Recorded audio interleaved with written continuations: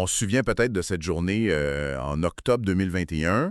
Facebook, Instagram, WhatsApp, pouf, disparu pendant des heures. Ça a comme créé un drôle de vide, non? Ah oui, tout à fait. Un rappel assez direct là, De notre dépendance. Oui, à ces plateformes qui tissent une bonne partie de nos vies sociales numériques. C'est un bon point de départ pour notre discussion d'aujourd'hui, justement. On va se pencher sur deux documents assez frappants. Le premier, Fame Wash, When Influence Becomes a Laundering Mechanism.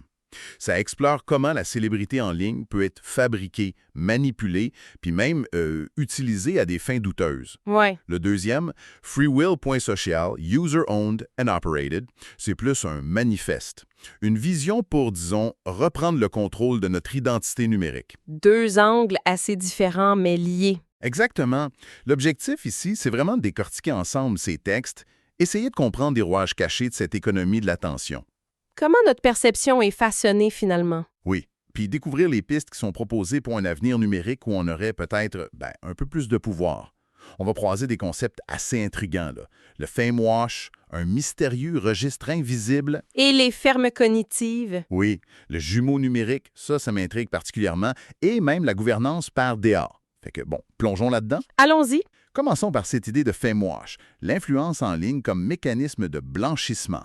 C'est quand même intense comme idée. Oui, c'est assez direct. Puis c'est lié dans le texte à un autre concept clé, le registre invisible. C'est quoi ça au juste? Explique-nous un peu. Le registre invisible, comme la source le présente, faut pas l'imaginer comme un vrai livre comptable, là. C'est plus une métaphore. C'est comme un grand livre de comptes cachés, à la fois moral puis technique. Il documente ce qui se voit pas. Ce qui se voit pas, c'est-à-dire? La vérité qu'on essaie d'étouffer, par exemple, les dettes de confiance qui s'accumulent, puis tout le bruit, toute la désinformation qu'on gonfle artificiellement. OK. C'est un peu le reflet de la vraie économie de l'information qui opère sous la surface des likes et des partages qu'on voit. Chaque manipulation, chaque mensonge, ça laisserait une trace dedans, même si c'est pas, immédiatement apparent. Je vois. Et ce registre, il n'est pas juste théorique, si je comprends bien. Il est alimenté par des choses bien réelles, comme les fermes SIM que le texte mentionne. Exactement. On parle de quoi, là? Des rangées de cartes SIM qui brassent l'air en continu? C'est pas mal ça. Ces fermes SIM sont décrites comme les racines matérielles de ce registre invisible. Elles fournissent l'infrastructure pour créer puis pour maintenir l'illusion à grande échelle. OK. Ça permet de générer de l'activité qui a l'air réelle pour des milliers de faux comptes, de contourner les vérifications par SMS, Ah oui, OK. de gonfler artificiellement l'engagement, les chiffres. En gros, là, ça industrialise la fabrication d'un faux consensus. Wow. La source va même jusqu'à dire qu'on peut littéralement, je cite, « louer l'illusion du consensus ». Louer l'illusion du consensus. C'est puissant comme image. Mais comment ça marche, concrètement, pour manipuler la perception? C'est là que ça devient, particulièrement intéressant puis un peu inquiétant en inondant les algorithmes des plateformes avec des signaux, des likes, des partages, des commentaires générés par ces armées de bots. Oui. On peut créer l'impression qu'une idée, un produit ou même une opinion politique est super populaire ou acceptée. Puis l'algorithme embarque là-dedans? Eh oui, les algorithmes sont conçus pour promouvoir ce qui est engageant, fait qu'ils amplifient ces signaux qui sont en fait manufacturés. C'est ce que la source appelle une forme d'hypnose algorithmique. Hypnose algorithmique. Oui, on façonne la perception collective en faisant croire que le système reflète juste une réalité organique, alors qu'en fait, non, l'attention devient une monnaie, puis la perception un levier politique ou commercial. Et ça s'ajoute à une autre tactique qu'on entend souvent, le shadow banning. Bannissement fantôme. Oui. La source, elle, parle plutôt d'effacement de la portée, l'idée que ton contenu est encore là, mais personne ne voit. Ou presque. C'est précisément ça. Puis la combinaison des deux, c'est redoutable. Comment ça? D'un côté, on limite drastiquement la portée des voix jugées dissidentes ou juste pas alignées. Elles peuvent continuer à publier, mais c'est comme crier dans le désert là, pour une audience minuscule. OK. Puis de l'autre côté, on utilise ces fermes de bots puis d'autres techniques pour amplifier massivement les narratifs qu'on veut pousser. Ce qui crée une boucle. Exactement. Le résultat, c'est une écologie de l'information en circuit fermé. La plateforme peut prétendre mesurer l'opinion publique, alors qu'en réalité, elle la sculpte activement en contrôlant qui on entend puis qui on n'entend pas. Il y a sûrement un moteur économique derrière ça, j'imagine. Si la portée naturelle organique est limitée, ça ouvre la porte à d'autres choses. Tout à fait. Le système que la source décrit est presque pervers dans sa logique économique. Ah ouais? On étrangle la visibilité organique des publications, juste assez pour frustrer, les créateurs ou les entreprises. Mhm. Puis ensuite, on leur offre la solution payante. Boostez votre publication. Atteignez plus de monde. Le fameux bouton Boost. C'est ça. Fait que la plateforme peut garder une façade de neutralité, dire que son algorithme récompense juste l'engagement, Mhm. tout en créant un besoin artificiel pour ses services publicitaires. C'est brillant, d'une certaine façon. Brillant et cynique, peut-être. Conséquence, les voix authentiques qui ne payent pas sont, selon les mots de la source, taxées jusqu'à l'invisibilité. Wow! Pendant que le contenu sponsorisé ou gonflé artificiellement prend toute la place, l'économie de l'attention devient alors ce que la source appelle un casino du paiement pour parler. Un casino. Oui. Chaque connexion authentique étouffée, chaque boost payé, chaque mensonge amplifié, tout ça s'inscrit dans ce fameux registre invisible. Puis ça gruge la confiance tranquillement. On voit bien l'infrastructure de manipulation avec les fermes SIM, mais ça évolue, j'imagine. La source parle de fermes cognitives et de fermes de contenu basées sur l'IA maintenant. Oui, on passe à la vitesse supérieure. Là, c'est plus juste des clics, c'est fabriquer des personnalités crédibles. C'est ça l'idée. L'automatisation va plus loin. L'IA permet non seulement de générer du contenu texte, images, vidéos à très, très grande échelle, Mhm. mais aussi de simuler des comportements humains plus complexes pour rendre les faux comptes ou les campagnes d'influence encore plus difficiles à détecter. Ayez des exemples concrets de ça? Oui, les sources qu'on analyse en documentent plusieurs. On voit des opérations sophistiquées, parfois liées à des États qui créent des milliers de faux profils sur X, sur Facebook, qui imitent de vrais citoyens. Il y a aussi des fermes de contenu qui inondent TikTok de vidéos avec des voix générées par IA ou des réseaux de sites de nouvelles locales entièrement faits par des machines pour pousser certains agendas. C'est fou. Le point commun, c'est vraiment l'industrialisation de la tromperie. Puis même si les plateformes essaient de lutter contre ça, Elles sont toujours en retard un peu. la détection a souvent un train de retard sur les nouvelles techniques, oui. C'est réactif. Ça nous amène à l'idée la plus, disons, provocante du premier texte, l'hypothèse du blanchissement moral. Utiliser toute cette économie des influenceurs possiblement gonflés artificiellement pour nettoyer des affaires moins avouables. C'est ça l'idée. C'est une hypothèse audacieuse, oui. La source la présente avec prudence, mais ça fait réfléchir. Comment ça fonctionnerait? L'idée serait qu'une célébrité synthétique, créée de toutes pièces, ou dont la popularité est boostée par des bots, génère une apparence de succès légitime. Des millions de likes. Oui, des millions de likes vus comme des micro-transactions d'approbation, des contrats de commandite lucratifs, etc. Cette façade de popularité, de légitimité validée en apparence par les algorithmes pourrait alors servir à blanchir de l'argent d'origine douteuse. OK, blanchissement d'argent classique. Oui, mais ça pourrait aller plus loin, de manière plus subtile, peut-être plus inquiétante. Ça pourrait servir à blanchir des idées, des idéologies ou des actions considérées comme toxiques ou unspeakable, c'est le terme unspeakable deeds dans le texte. Donc rendre acceptable l'inacceptable via une popularité fabriquée. En gros, oui. On utiliserait la popularité manufacturée pour rendre quelque chose de problématique, acceptable, voire désirable. Chaque faux like, chaque dollar gagné grâce à cette influence artificielle, ça inscrirait une ligne de vertu manufacturée dans le registre invisible, masquant une réalité potentiellement beaucoup plus sombre. Ouf! Ça donne une perspective assez glaçante sur une partie du web actuel. Oui.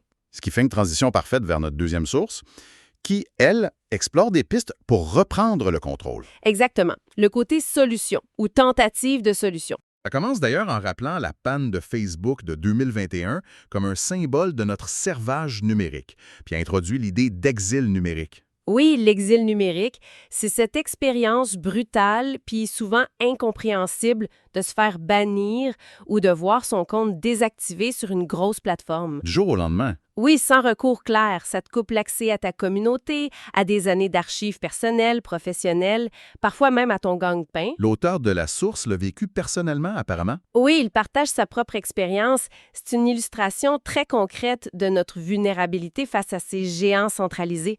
Surtout, comme le souligne le texte, dans certaines régions du monde où une seule compagnie peut être l'Internet pour beaucoup de gens. Ça force une prise de conscience.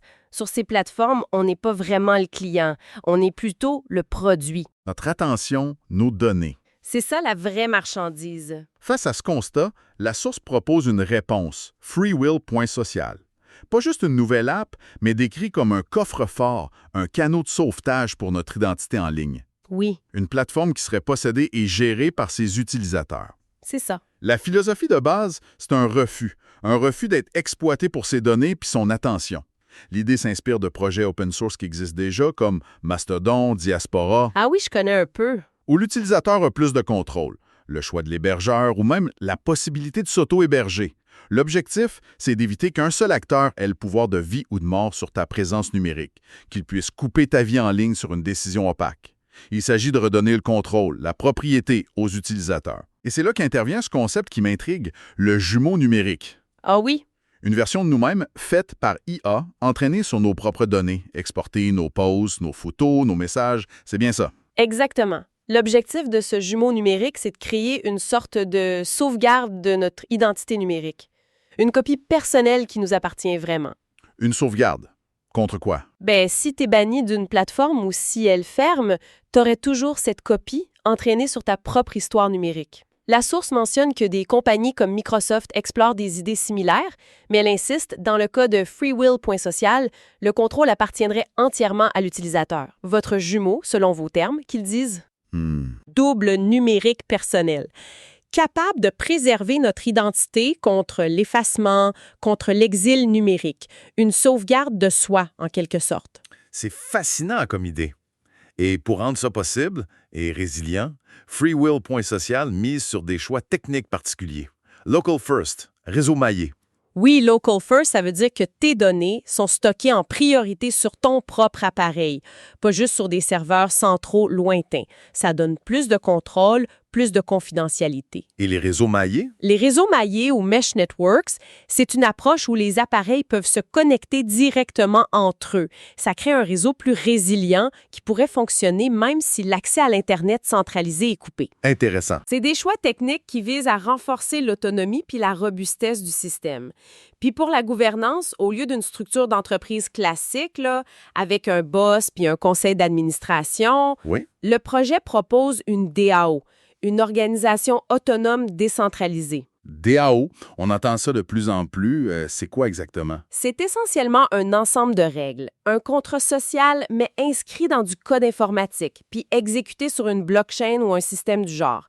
Les membres, les utilisateurs, peuvent proposer des changements puis voter sur les décisions importantes pour l'évolution de la plateforme. Donc, c'est vraiment les utilisateurs qui décident. C'est l'idée. Comme le dit la source, tous les membres sont des décideurs. C'est une tentative de construire une forme de démocratie numérique directement dans l'infrastructure.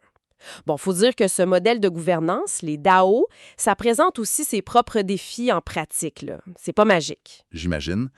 On sent que cette vision, ça s'inscrit dans un contexte plus large, les inquiétudes sur l'avenir du travail, l'impact de l'IA, puis ce désir qu'on sent un peu partout d'avoir plus d'agence, plus de contrôle sur nos vies, incluant notre vie numérique. Absolument.